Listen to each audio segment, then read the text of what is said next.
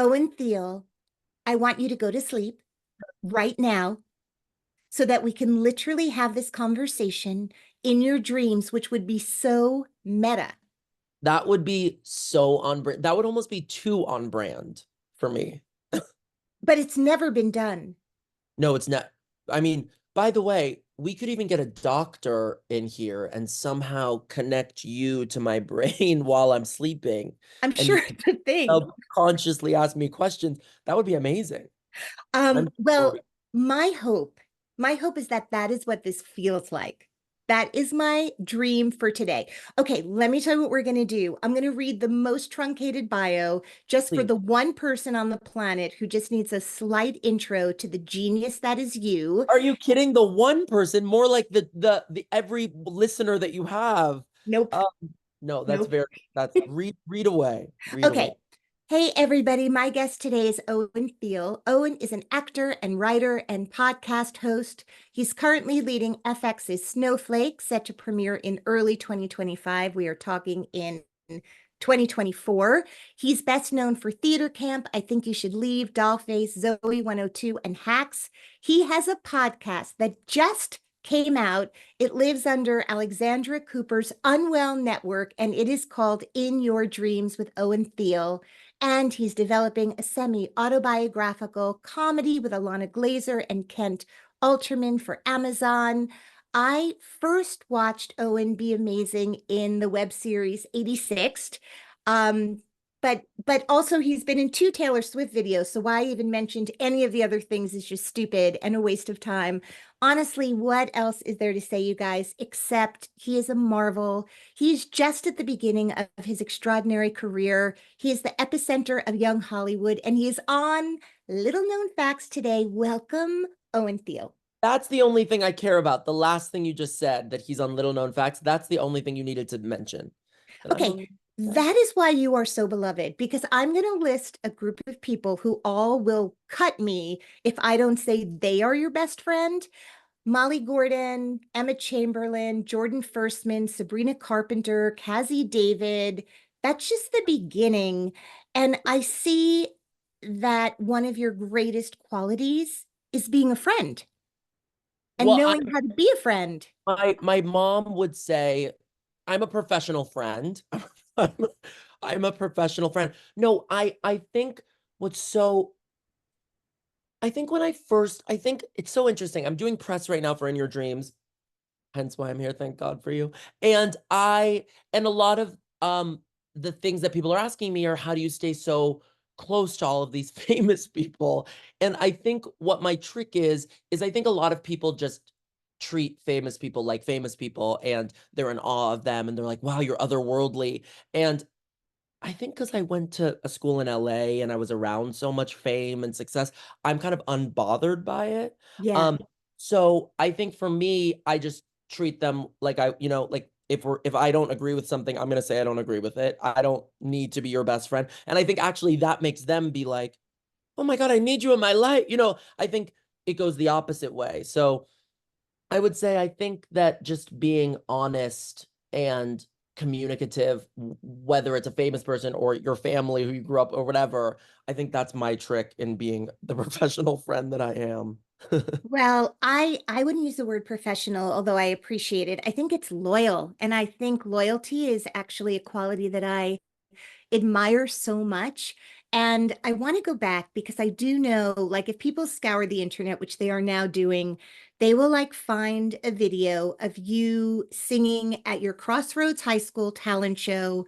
One is a solo, one is with Molly Gordon, who we're all such huge fans of. And we have to talk about your voice, like not just your voice, like your voice, your writer's voice or your podcast voice, but your singing voice is just beautiful. And you have such a singular voice and a way of like interpreting a song. And I was watching you sing as a really young person. So Ben Platt, Jordan Firstman, the reason those two friends of yours are such beloved friends of mine is each of them played my son in a musical or a show. And I've been thinking so much about what musical or play we could do together because I need you to play my son I don't care if it's Broadway or dinner theater. We have to find a place because I feel like the trifecta would be complete with Owen Thiele as my third son. I May we would do that? try to do that. I mean, my dream, I grew up doing theater. It's the only thing, it's the reason that I'm so close with Molly Gordon because we went to Janet Adderley together when we were 3 years old. And then we kept doing, then we did Sunday in the Park with George in high school. And we just continued our love for theater. And then we started singing together. And then we had a band together. And then now my dream is that we secretly continue music on the side, but she is so busy that I don't think I can even bring that up to her right now. But All right. Well, we'll talk to her people and maybe in 2030 something could be put on the calendar. Can we go back to you, like little Owen? Who was in your house growing up? Just talk to me about like the beginnings. Obviously, art and culture are so important to you, but like talk a little bit about growing up in the Thiel household. so I was adopted at birth. I was adopted at birth from Houston, Texas, by two white Jewish um people who live in Beverly Hills. It sounds way nicer than it is. We lived in an apartment in Beverly Hills, but still very nice. And I grew up around I went to two schools, both private schools in LA that had a lot of the 1%, and my parents were not that. And so I grew up around people, a lot of people who could afford whatever, who had no struggles with money or any, or, real worries. But I think my parents, because they were struggling with that, were like, well, this household will be the love household. So I think while other parents were consumed with, buying their kids gifts, my parents were like, come over for a conversation. So my mom and dad were very, very tuned in and very open and really wanted to, at 3 years old, they were like, and how do you feel about that? Which I think actually made me too sensitive now. No, but I do think that I grew up around a lot of love and a lot of music. My dad was is a music producer. Now he's more of a music supervisor actually, but I grew up around people come like unknown singers coming over and doing a demo with my dad, and then that singer becoming like the number one artist in the world. Like it was very cool. I saw like the first the start of it, which actually made me now in this phase of my career where I'm kind of like still hungry for it and trying every day and fighting for fighting for my dream and pushing back on things I don't believe in. I think it actually, because I saw people who were at the very beginning of their careers and then suddenly would blow up and I would become a fan of theirs. I think that's in me. I think it was instilled in me because of that. So yeah, I grew up around a lot of love and music and fun, and like my mom would cry at everything, but not cry because she was upset. She would be happy. It would be like happy tears every time I said a new word. Like it was like it was a lot of happiness. Which I think is rare for an LA family. So you were the most desired child on the planet for this couple. My mom, yes, my mom couldn't have a baby. So then when they finally got their hands on me, it was like their grasp was so tight. But actually, it went the other way. It wasn't like their grasp was so tight that they were overbearing. It was more like their grasp was so tight with love, and they were just they were like, do whatever you want, go off, have fun. Like it was just the most amazing childhood, and I think that's why I'm still, I spend every day talking to them, every waking hour talking to them, because I actually am now the overbearing child on them. But yeah, it was an amazing childhood, and people like Molly Gordon, who I grew up with, um, she also came from an unbelievable family. And so we just kind of all found each other in this beautiful, like creative space where Molly and I were singing together and our parents were like in the audience weeping. It was just like, it was so beautiful. I wish I could go back. Was there, I know, that sounds great. I want to time travel with you and be back in that cocoon. Was religion at all a part of your household beyond like cultural? Did you have a bar mitzvah? I dropped out of Hebrew school. Okay, Um, little known fact. little known fact, I dropped out of Hebrew school. Um, yeah, I no religion. It's interesting. My uncle and my aunt are very religious, and Mhm. they do Shabbat every Friday night. And even though for them it's more of a cultural thing just to get the family together, it still is. There's still a religious element, of course. But my parents were very, very reformed, and no, there wasn't as much religion as there was like a need for family and cultural, like bringing, like they were like, yes, let's go to Shabbat. And my mom would know no prayers. My dad wouldn't know how to light the candles, but they were both like, and we're eating now and we're diving into the kugel. You know what I mean? It was that. That's Um, what was so, Owen and I met in person at Ben Platt and Noah Galvin's wedding, and it was so beautiful. It was so beautiful, gorgeous. steeped in ritual, um, and then like a surprise guest, like a big rock star singing for us, the ritual of music as well. That wedding was so special, and it was so amazing to kind of be in 2024 present for something that was so traditional and yet of the moment at the same time. I cried all the way through it and felt honored to be there. It was so beautiful.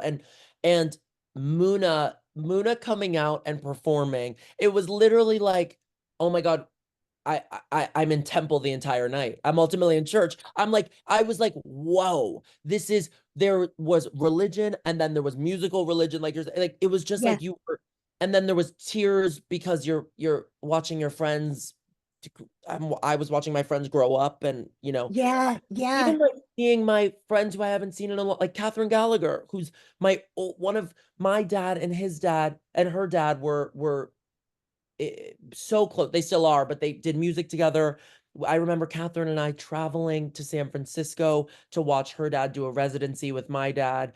And she was like the cool older sister. And She said I was she sort of babysat for you. babysat me. And first of all, the first time she ever babysat me was in New York. My dad and mom dropped me off at her apartment, or her family's apartment, and Peter and Paula and my parents went out to dinner.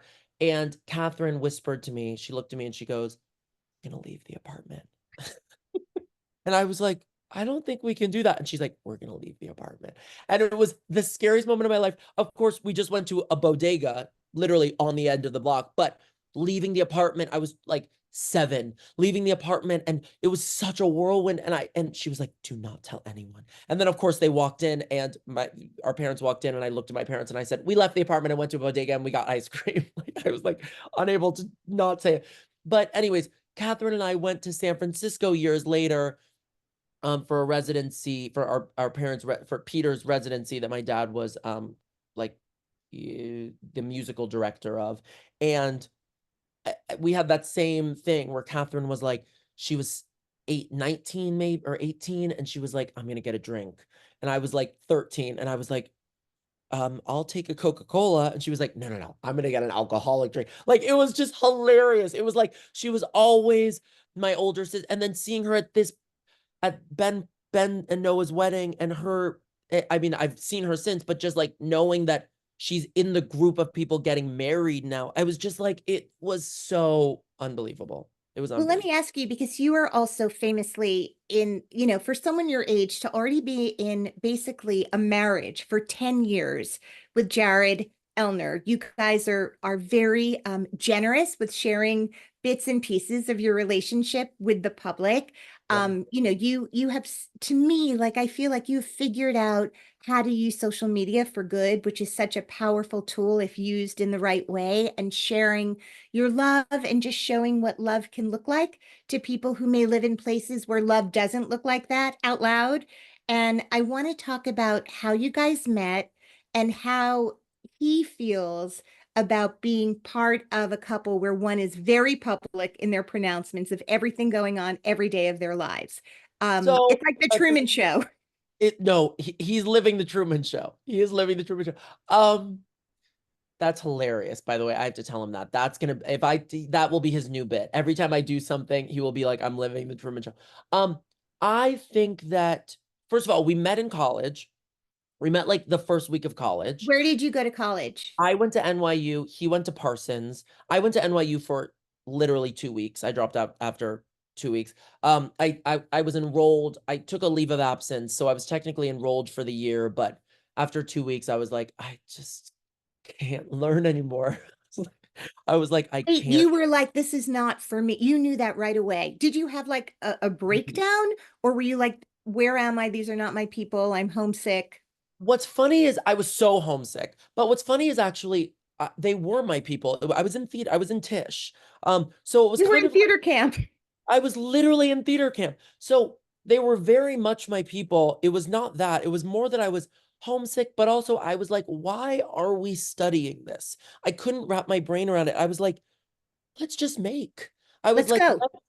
let's go. I was like, let's make a web series. Let's write a play. I was like, let's just, but they were so, I think Tish, which by the way, I totally understand, but I think they kind of break you down to build you up. And they really want they really want to, and it's the right way to do things. I don't think it's the wrong way at all, but I think they want uh to make everyone on this put everyone on the same level, and to make everybody eh, eh, to ground everybody and then build them up step by step individually, which I think is beautiful. But I came from such a loving family that I was like, I can already do it. Let's just, which is delusional, but I think you need a little delusion, So they wanted to take away my delusion, and I was kind of like, I want it. I want it. Um, And you felt that like kind of day one. You were like, they I'm not this. We're all individuals and we're not all the same. Exactly, exactly. And by the way, there were people that were so much better than me in this school. And I would look at them and I would be like, audition for Broadway. You are Yeah. so What are you doing? good. Yeah. Yeah. So it wasn't, I wasn't gonna be a Karen and say that to every single person. So I was like, I'm gonna do that for myself, and dropped out. And you know what? Now two of my friends are on Broadway in Little Shop of Horrors. So like and they finished school. So you never really know. But I will say, Jared and I met the first week, and it was like I joke that it was all worth the money to meet Jared because it's so expensive, and meeting Jared was the best thing that's ever happened to me. So thank God my parents paid for it. Um, Yeah. I met Jared the first week. My suite mate at NYU was his best friend at Parsons. And by the way, best friend, they had met a week prior. So, Right. But when you're fresh, like absolutely your best friend. totally. Yeah. I mean, they were inseparable. Jared was like, "This is my soul sister. I've known her for years." And I was like, "You have?" And he was like, "No, no, no. I mean, a week, but but it's years to us." Um, yeah. And we met that first week, and he was famously straight at the time, and he was in a relationship with a woman. And then we became friends, and he basically got more and more comfortable with himself as we became closer and closer. And he was like, I think I'm maybe bisexual. And meanwhile, I'm like, you're gay. But I couldn't say that to him. I was like, bisexual, go for it, love it. Great. um, Great. Great. I was like, a step, and maybe you are bisexual. And then he then decided eventually that he was just into men. And I did this really bold thing that my mom advised me against. And she was like, don't do that. You're going to really regret it. And I think that she was right. But I said to him, he was like, should we hook up? Should we try this? And I said, no, you should go explore. And I was basically very honest with him. And I was like, I have a crush on you, and I don't want this to just be your first. I would love you to explore. So he went off to explore, and he met someone, and he dated him for almost 8 months. And it was the worst 8 months of my life, sitting there being like, why did I let this man explore? I should have just done what. And then 8 months later, he came back to me and was like, okay, I'm done exploring. Let's try this. So we tried it, and we've been together for 10 years. Wait, how did you, just for people listening, because it is the feelings of jealousy, longing, did I Yeah. make a mistake? How do I just let this play itself out? How did you have that kind of foresight at such a young age? You know, that expression, if you love something, set it free. If it comes back, if not, it was never yours. Like, how did you get through that?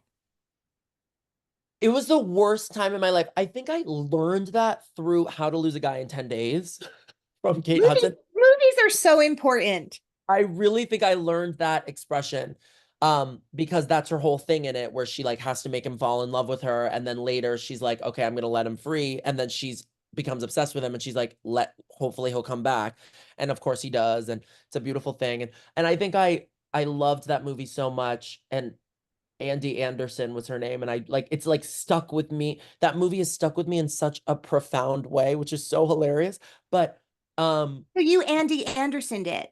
I Andy Anderson did. Yeah. And I think my parents were so against it, but I think I was just I felt our connection, which is so cheesy, but I felt Jared and my connection, and I was like, I think this is long lasting, so I'm gonna let this one go. And then ultimately when he was cheating on me for 8 months, and I call it cheating even though we weren't together, but it's cheat when somebody when your That's your partner heart. was when your partner was with someone before you, they ultimately were cheating. You know what I mean? They were cheating. So in my mind, he cheated on me. When he was off doing his own thing for 8 months, I was like sick every single. I was like eating Cool Whip. I was like out of the container. I was like, I was going through a breakup for 8 months of my life. It was the worst 8 months. But yeah, I think there was something. I think I was just like I was so secure in us, which is so crazy at Well, I literally think you were so secure in yourself. I think I was secure in myself too, which is also crazy at 18. I think I was secure. Yeah, but it all, I sound like I'm like trying to get people into my cult and my cult being my family. But Yeah. going back to my family, I think it all stems from the security that I had growing up and just my parents like literally I came home and I was like, I'm gay. And they were like, no, I didn't even say that. I said, I'm dating a man. And I showed my mom a picture and my mom was like, oh, I thought you would date the other gay one. Like she literally like she was not, Wait, there was no how conversation old about were you when you called this person a man? Were you dating an older person? no. And he was my age. We were both 15. We were both Okay, 15. but just Um, very masculine looking, like he but he looked was like a man. very masculine. No, by the way, he looked like a child. We were both 15. But yeah, I just think growing up with parents who didn't even question my sexuality, they were more like, oh, really him? Why not the other cuter gay one? Like they were like, Yeah, it yeah. was just like I think that security brought me through to Jared and letting him go. Like I think even though my parents were against it, I think they instilled that in me at a young age. You know what I So mean? just to go back, even though you grew up in a family that was so welcoming of humanity in general, the whole world doesn't always look like that. So No.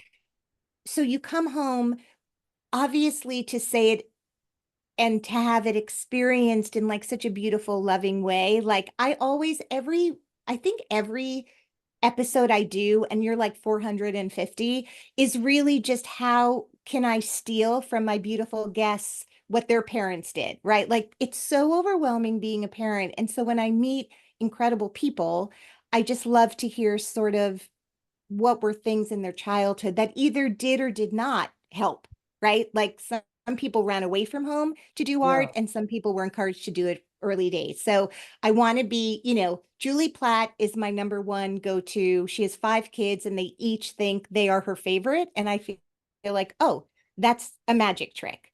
And the Thiels, now I feel like I Unbelievable. need, yeah, now I have to go to the Thiels for Shabbat dinner just to eat. But Yes.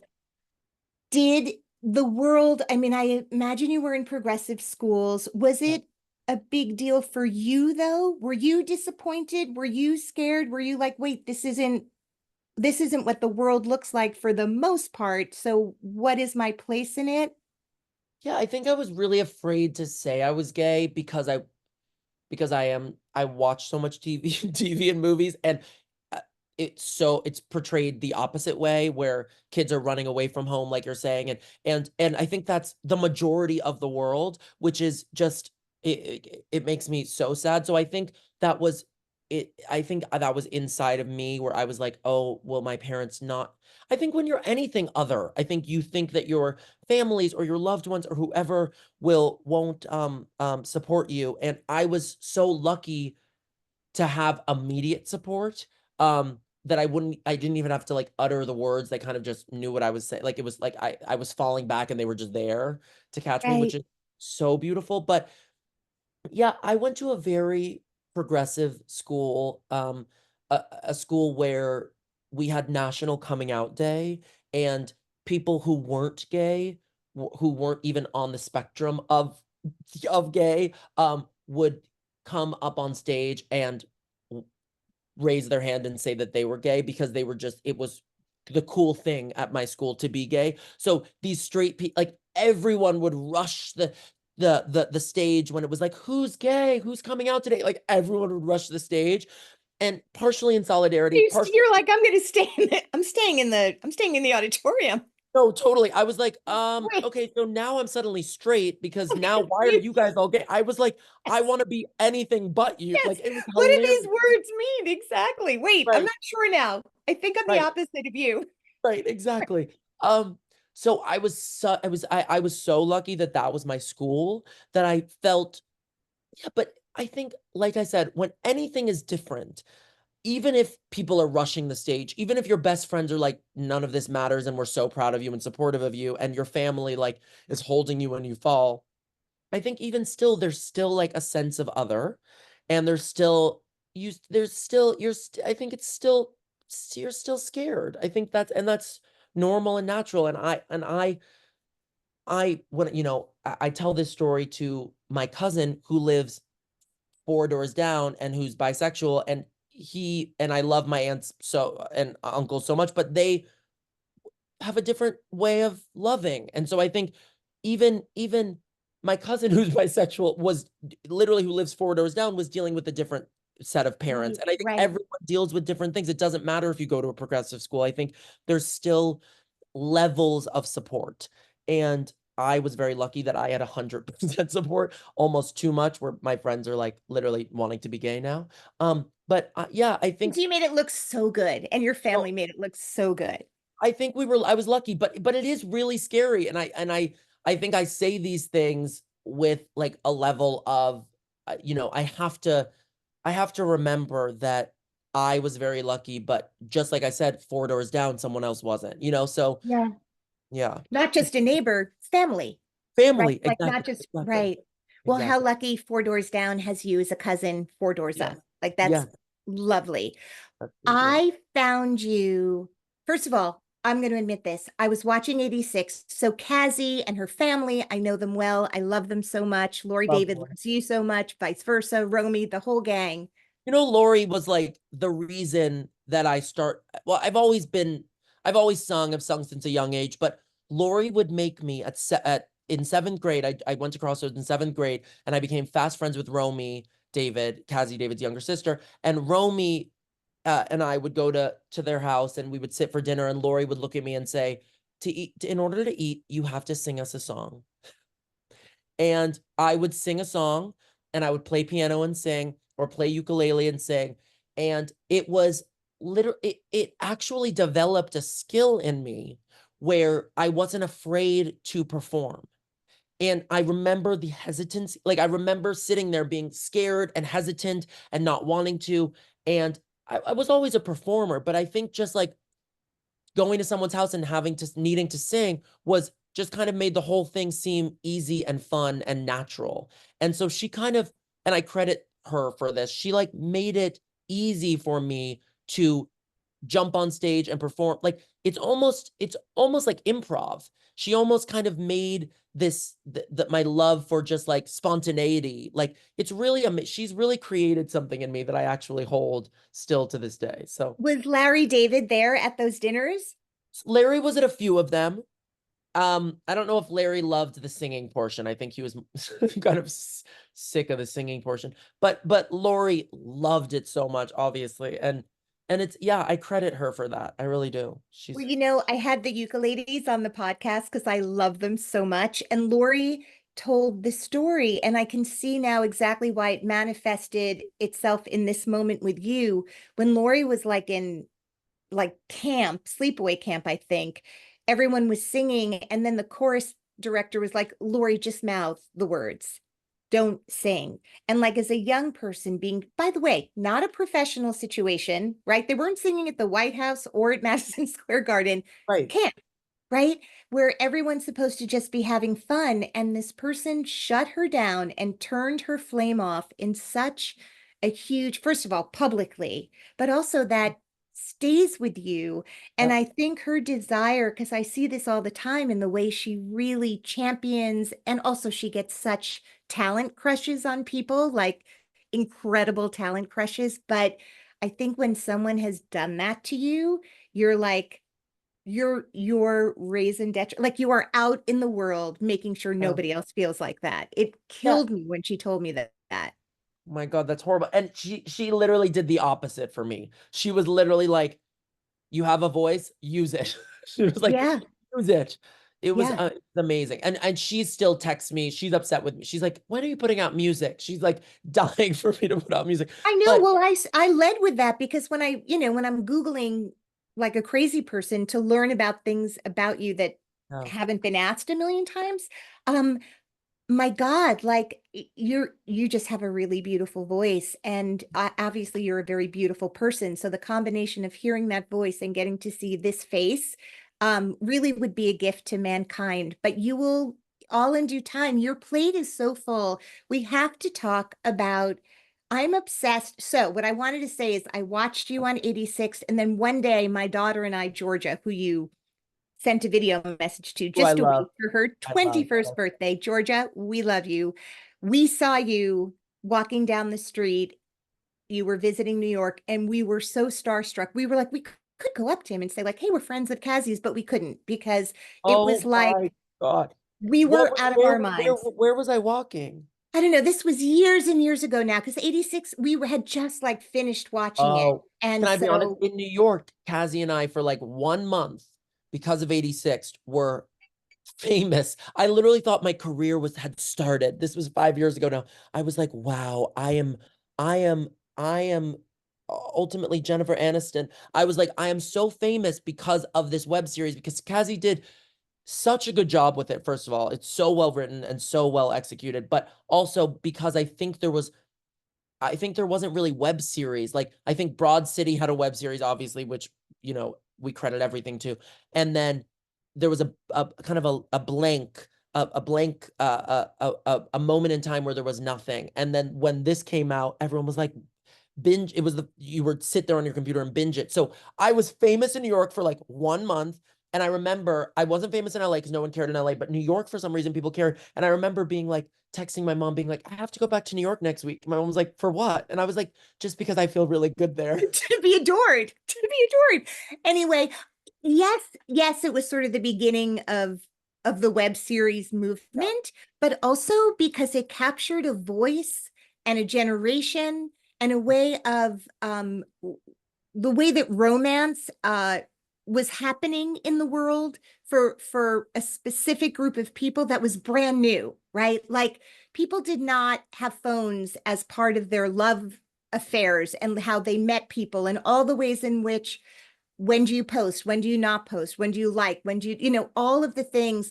In my day it was like I'm not going to call for 3 days, right? Like there's Yeah. just each generation has, and that was a phone attached to a cord on the wall. But for you guys, the idea that Kazi, I think Kazi is a remarkable writer. And I think with Elisa, the two of them are just so talented together. Um, they work so well together. But you were this magical unicorn on screen. And now that I know you a little bit, I can see that you just channeled yourself in the most unself-conscious way, but more. Like there was permission to just really, really be more.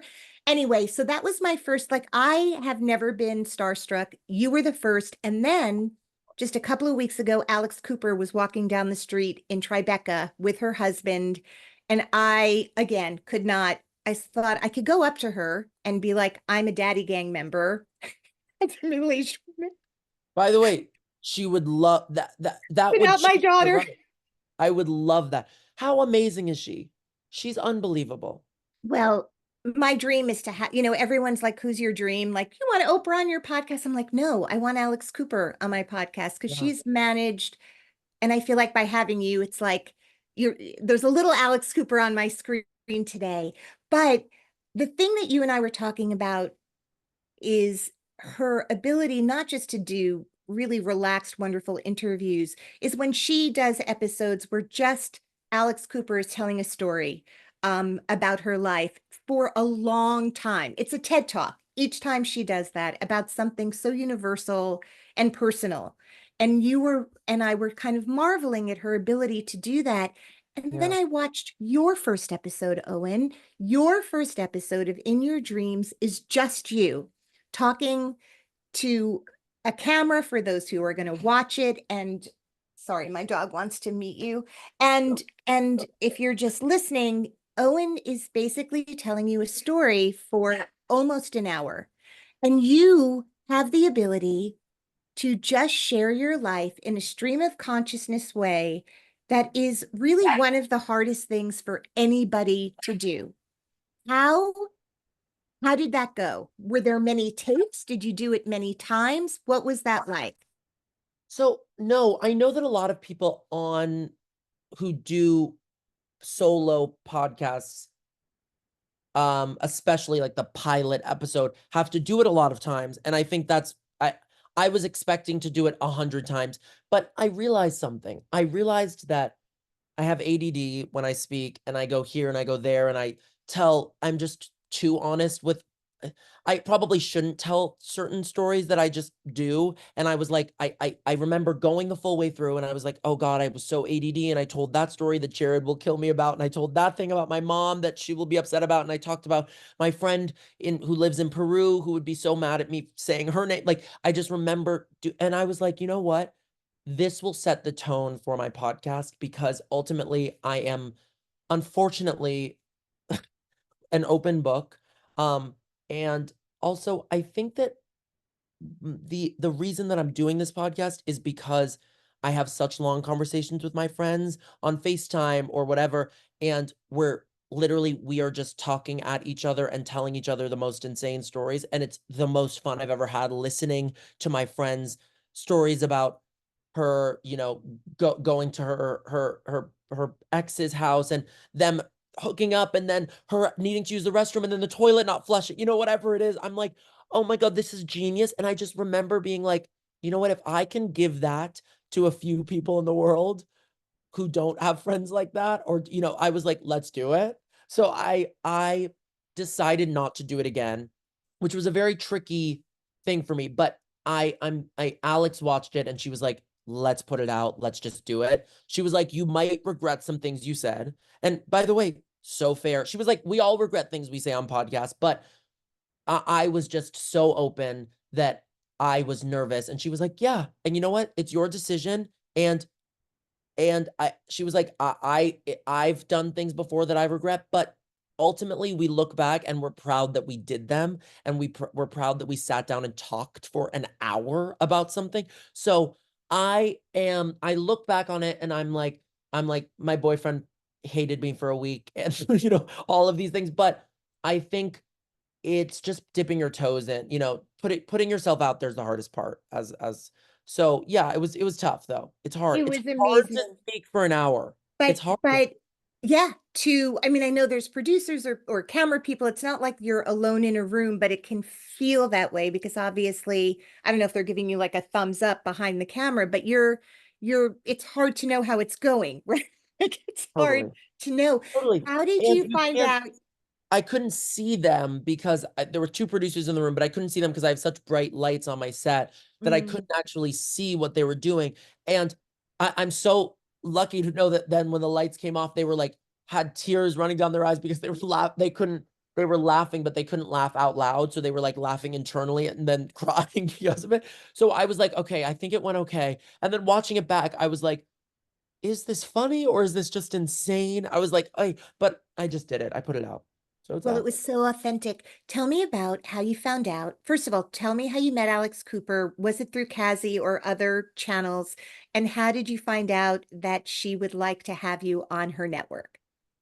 So I met her at a birthday party, Kazi's birthday party. It was Kazi's, I forget what age, but it was like not a big birthday, but it wasn't a small, but it was just like 10 people at her house having dinner. And famously as Larry David said, Kazi made me the middle. So I had to middle this freaking dinner. And I was like, Kazi was on the end of the table because, of course, she can't be in the spotlight. So she was on the end of the table and she put me in the middle. And So who was on either side of you? my boyfriend was on one side, and I think Alisa, Kazi's writing partner, was on the other, and Alex was across the way. So Alex and I were technically middling. We were both middling. And Alex asked me, because she's such an interviewer, she was like, "What's your story?" And if you ask me that, it's going to be 2 hours. So I, of course, ranted for 2 hours about how I was like, I said some, insane things. And then I was like, I'm sorry, I'm probably speaking out of turn. I don't sleep. I slept for 2 hours last night.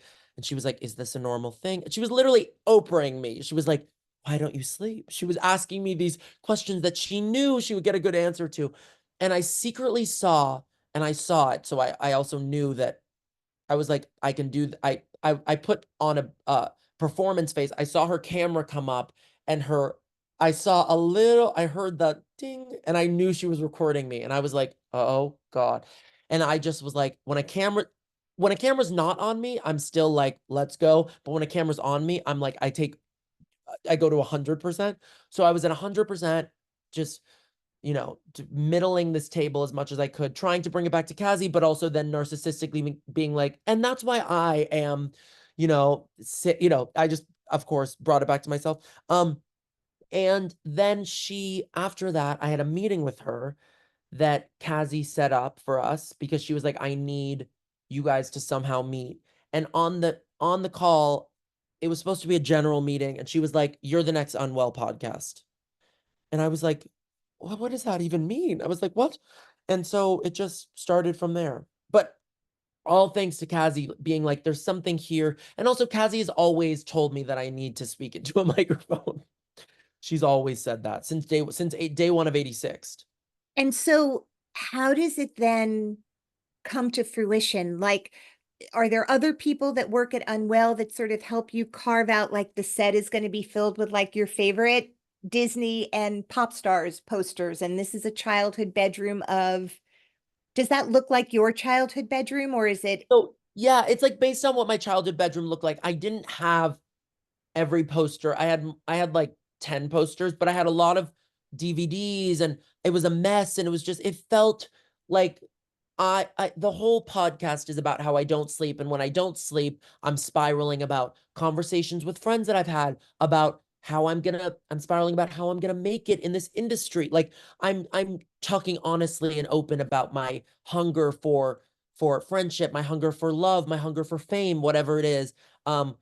Which is so open. And honestly, it's like I'm I'm so I think people don't usually talk about why they're into this industry. They're like, I just want to be respected. And my whole thing is like, no, you want to be famous. I'm like, you want to be famous. And so I think as a young kid, hanging like Raven Simone and Britney Spears and all these people, my like celebrity idols, I watched these talented people become famous for a reason. And I was like, I want to be as talented as them.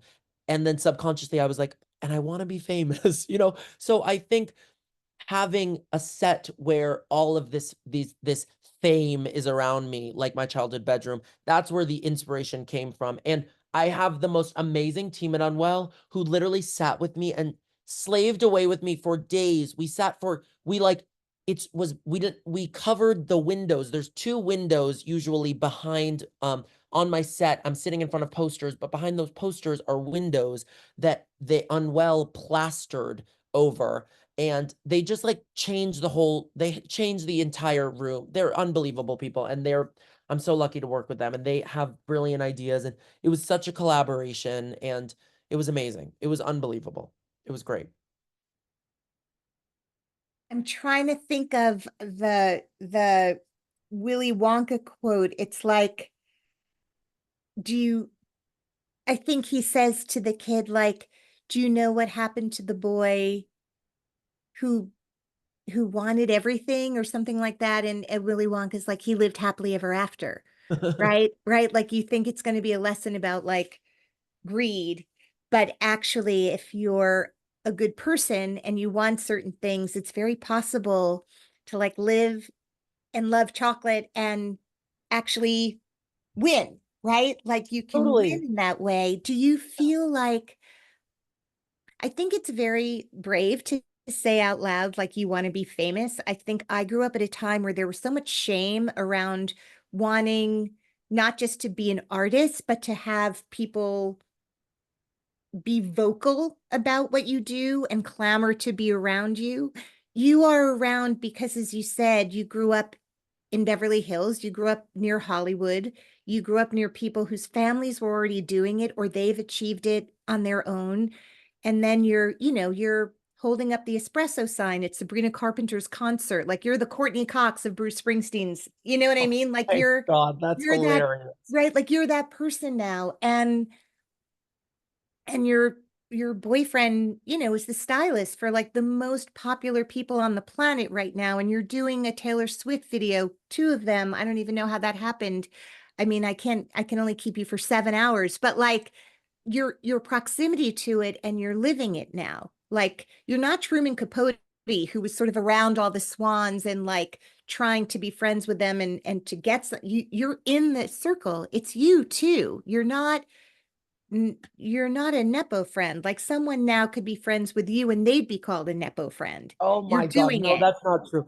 That's not true. So, But I think that there's something about I think that it's kind of like a bit that I do that I want to be famous, but I also think that just saying something like that out loud, which is in the back of my mind, and it's not even like I don't want to be chased down the street famous. I probably do want to be respected, which is my whole joke on the podcast, that if people say they want to be respected, they actually want to be famous. But I do probably want respect.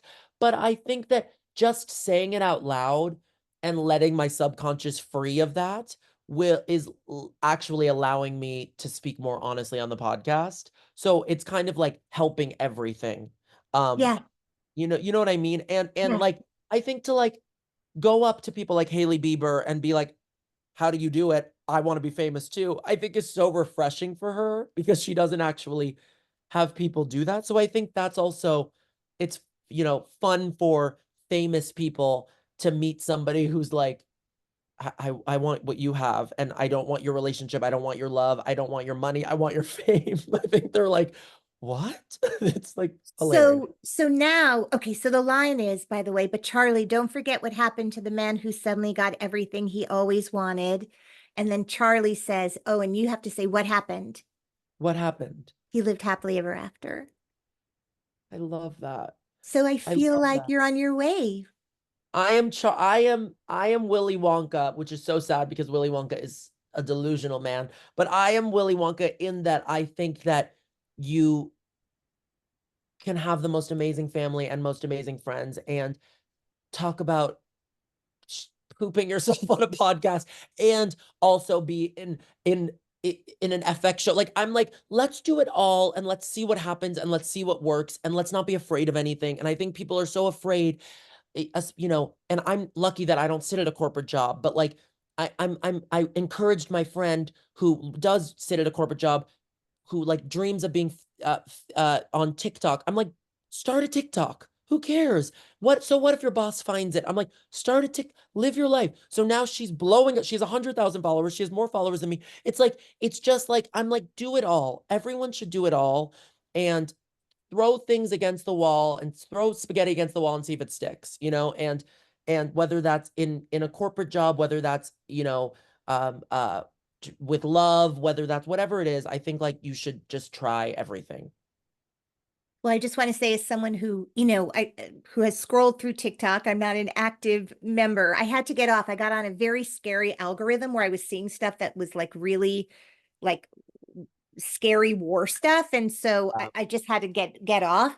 But I feel like there are a lot of TikTok famous people. There are a lot of people who are famous because they just show me how they do their makeup before they go out at night.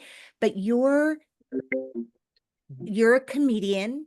You are an actor, you are a singer, you are an artist, you are a writer. Like your sketches, the things that you do, you have a really unique voice and take on the world. It is so fresh and not derivative and not mirroring somebody else's thing. You are not a mimic, you are an original. And I think the reason, I don't know how many followers you have, but I think the people who are I know. following you are interested in what you have to say as a human being and not a gimmick. And that is why I wanted to have you on the podcast today to thank you, because your artistry, your storytelling voice is really like making so many people happy and making them feel like you are their friend. And it is a rough world out there.